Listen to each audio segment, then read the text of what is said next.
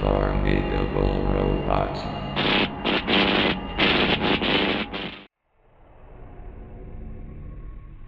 To start off, the name's J, short for Jason, long for Ja. And honestly, I never really wanted to tell this story. For years, I buried it deep, locked it away like a nightmare too awful to face. But now as I sit down and write this, I realize I owe it to the children who didn't survive, and to ones like me who still carry the scars. Looking back, I wish I had just relied on E3 and other events, or better yet, never gone to anything Nintendo themed at all. I was 8 years old, and my parents always had good things to say about me. They believed I was special. Surprisingly, Nintendo, a popular gaming company, picked me for something called the Junior Playtesting Program, a chance to play games before anyone else, similar to what they did at E3 and other events. It ran during the mid-1990s, around the time of Super Mario 64, and into the early 2000s, around the release of Luigi's Mansion for the GameCube. Naturally, it sounded like a dream come true. Like most kids, I adored Mario and Luigi. The idea of being part of something so cool, so secret, made me proud. Interestingly, the program was based near Nintendo HQ, which I had only seen from the outside. The front looked normal, shiny glass doors, a logo on the wall with a white background showing Mario's head and mustache, and red letters reading Junior Playtesting Program in the center. Posters of Nintendo games and cardboard cutouts of Mario and other friendly faces lined the hallway in red, white, and occasionally black. However, the real work took place underground. I sat there as a kind-looking receptionist handed my parents paperwork, stuff I didn't understand. They said it was safe, that I'd have fun, that they trusted Nintendo. I took their word for it. I hugged my parents. They promised to pick me up when I was done and told me to call if I needed anything. Then I nodded, like Naughty from the children's BBC series of the same name, and the doors opened, leading into a completely white hallway, almost like a laboratory. At first, I didn't think much of it. I thought it looked cool, like we were Half-Life scientists experimenting with games. In front of me was a group of kids around my age. They looked incredibly happy. When we entered the room, it was just the games at first. I was testing them days before release, Super Mario 64, and later Luigi's Mansion. We were told to report any glitches or bugs. But as strange as it sounds, the glitches weren't normal. As I collected a few stars in Super Mario 64, a flashing light burst across the screen so bright I had to shut my eyes. When I looked around, I saw one of the scientists counting with their fingers, 3 times, as it happened. I had no idea why, but when they noticed I was staring, they greeted me with a kind wave. I waved back. I also saw the shape of a scary-looking Luigi in the background of places like Lethal Lava Land and Bob-on Battlefield. He looked burnt and twisted. Nobody paid attention to it. No one even said his name out loud. Some of the kids, after seeing the flashing lights, began twitching and dropped their controllers in unison. A panicked scientist immediately dragged them out of the room into a dark hallway, and then, silence. I now know what that was. Seizures. At the time, I was too innocent to understand. They didn't want to scare us, so they said nothing. We looked around at each other and just kept playing. Then the scientists walked out, locked the door behind them, and left. I assumed those kids were taken for medical help, maybe escorted out another exit. But what disturbed me was that I never saw them again. There was something off about the whole thing. On the surface, the people running the program were kind, but deep down, something felt wrong. There was a man named Dr. Crane who watched us during playtests. His smile never reached his eyes. Sometimes I saw other employees, yes, in quotes, lurking in the halls. They always came in groups of 5. One of them held an old worn-out book in their arms. They dressed oddly. Their faces were hidden.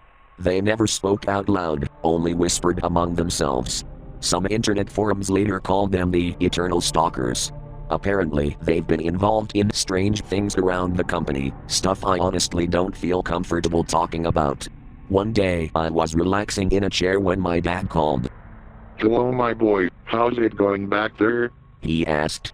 I was about to respond, maybe say something nice about the program, mention a few minor things that seemed suspicious, but before I could, Dr. Crane walked up, snatched my phone, and muted it. He leaned in close, and behind him stood the strange employees, arms crossed. Listen, lad. We do not tolerate people complaining about the program in ways that could ruin Nintendo's image, even minor things. This is your opportunity to be rewarded, so keep your mouth shut. Then he hung up on my parents and handed the phone to one of the men behind him, motioning him to take it to the front desk. He glared at me and walked away. I sat there in silence. My chance to call for help gone. Surely my parents would realize something was wrong and come looking for me, right? I hope so. If not, I didn't want to assume the worst. Maybe Dr. Crane was just overly protective of Nintendo's reputation. For some reason, I accepted that I had lost my phone. I figured I'd get it back when my parents picked me up. Right? I remember one afternoon when something strange happened. A game suddenly turned into a slideshow. It wasn't a game at all, it was a sequence of horrifying images of Mario and Luigi, drawn in the style of early promotional N64 artwork. They were trapped in a dark, decrepit room, their arms were being slowly horribly torn off, their faces were twisted with fear, their expressions drooped, their eyes were shadowed by their hats. It looked like a prototype of that unsettling Luigi's Mansion promotional clip people often mistake for a beta game over screen. The kids in the room screamed and cried. Some shook uncontrollably, their eyes wide with terror. A flashing warning popped on the screen, then the images began flashing rapidly. I tried closing my eyes, but Dr. Crane placed a headgear on me, on all of us, the kind used to keep your eyes forced open, like that one scene from Clockwork Orange. We were strapped to our chairs. Some kids started seizing, others vomited. There were no buckets, just bile splattered across the floor. I didn't seize, but I did vomit. Dr. Crane smiled and told us to keep watching. It's part of the test, he said, to measure the model's responses. No one was amazed, just sick and blinded. I tore at the leather straps until I broke free and bolted for the door. Dr. Crane chased me. I pulled at the door, locked. He grabbed my shirt and dragged me into that room, the one where the seizing kids had gone, never to return. The room was soundproof, no wonder we never heard them. I screamed, banged on the door, begged for forgiveness. But of course, no one heard. As I sat in that room for an hour, I heard rummaging from the hole in the center. I couldn't see what was inside, but I felt something was in the room with me. I felt what seemed like a rope wrapping around my neck. Something was strangling me. I gasped for air, and just before I blacked out, the lights flickered. I looked around to see who or what it was, but the monster was gone. But as I looked down, what disturbed me most were the 4 children lying motionless on the ground. At first, I thought they were asleep, or maybe unconscious. But something about them felt final. Looking back, I realized they weren't asleep. They were dead. And these were the same children who had mysteriously disappeared. I stared in horror, frozen, unsure what to do, until the door creaked open behind me. Dr. Crane stood there and said coldly, I hope you've learned your lesson. You can come out now. As I stepped past him, I whispered in his ear, asking why the children were lying there. He replied in a dark unsettling tone, They're gone. And he didn't mean gone as in, left the building. I used to think that, but I learned quickly, there's nothing innocent about this place. He meant gone from life. They were dead. He never outright said the word, of course, why would he admit that? But his implication was crystal clear. He even glanced back at the bodies as they slowly began to decay, and he smirked. That smirk made everything real. He never elaborated on what he meant by gone, but I knew. We both knew. As we left the room and the doors sealed shut behind us, I was left with 2 horrifying possibilities. Either the employees had murdered those children, or they were strangled by the same monster that had attacked me. Judging by the rope burns around their necks, I feared the latter. Then came the next part of the process. Sleep. We never truly slept though. They gave us no privacy. Scientists and researchers watched us through glass windows as we tried to rest between tests. But in the dead of night, I woke up. I saw the door to that dark room slowly creak open. Something walked out. It entered my room, dragging a rope. That night marked my first experience with sleep paralysis. I couldn't move as the figure loomed over me, a tall lanky pitch black silhouette in the shape of Luigi. It just stood there, staring. Then it lunged. I shut my eyes, but I felt the rope tightening around my throat again. I couldn't breathe. I was choking. But then I stopped fighting. I let it do what it wanted. And suddenly it vanished. I survived that night, but I don't think all the children did. I went back to sleep, but I was awoken by screaming and crying. The others were fighting it. I heard a scream cut off mid-sentence, then a loud thud. 2 of them collapsed. Later, I saw Dr. Crane drag only 2 bodies out of the room. He tossed them into the dark chamber, and the shadowy figure returned inside. Then the doctor locked the door shut again without a word. The next day came, though I couldn't tell for sure. There were no windows, no clocks. We only followed the doctor's orders. Time lost all meaning. I didn't have a watch, and even if I had, they would have taken it from me anyway. We began calling the creature Luigi's Shadow. The name was simple, maybe too simple. But it made sense. What else would we call it? I don't remember exactly how many kids were part of the program. Some stopped showing up, some went silent. Eventually, we were brought back to play Super Mario 64. While we played, I overheard some of the strange employees whispering about someone named Bill Turner, a worker who disappeared after placing a copy of the game into a store. They also mentioned something called Burnt Luigi.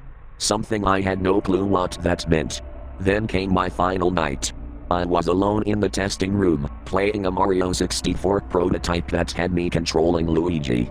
I was swimming through Jolly Roger Bay to collect a star, when suddenly everything around me faded to black. Luigi was now swimming in complete darkness. Then the power cut out. The computer flickered back on. Luigi was drowning. Then a message appeared. Don't disappoint Luigi. I was told to begin testing Luigi's mansion next. But as I cleared the first area, the Poltergust 3000 began overheating and exploded. Luigi collapsed to the ground.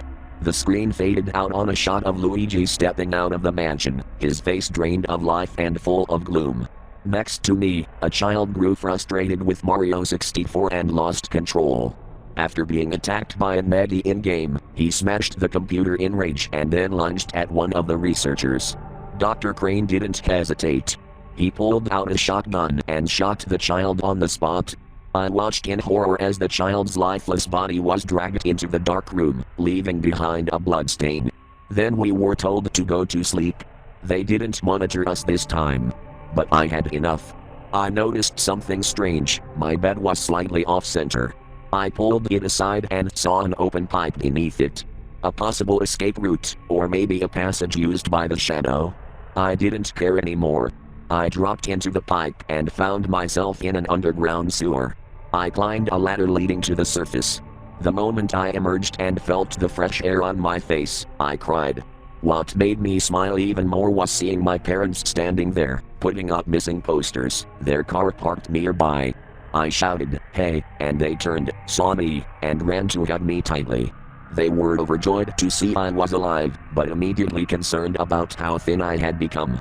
I was completely emaciated. They never fed us. Once I was taken home, my parents gave me food and water, helping nurse me back to health. I finally got proper sleep. Now as an adult, I'm writing this down. I told my parents everything, and they promised to keep me far from places like that ever again. I don't plan on going near anything Nintendo related. Since then, Super Mario 64 and Luigi's Mansion were released to the public and became massive hits, but no one knew what some children endured to test them. At least not until recently. I never went back there. Years later, I learned the truth. Dr. Crane and the Eternal Stalkers had been conducting twisted experiments, testing how far children could be pushed, how much trauma the mind could take before breaking. Seizures, nausea, self-harm, the list went on. Some kids were broken beyond repair. Others became something else entirely. It was said that Shigeru Miyamoto had no knowledge of what was going on beneath his feet. The higher-ups, however, were aware, and they worked hard to bury the truth.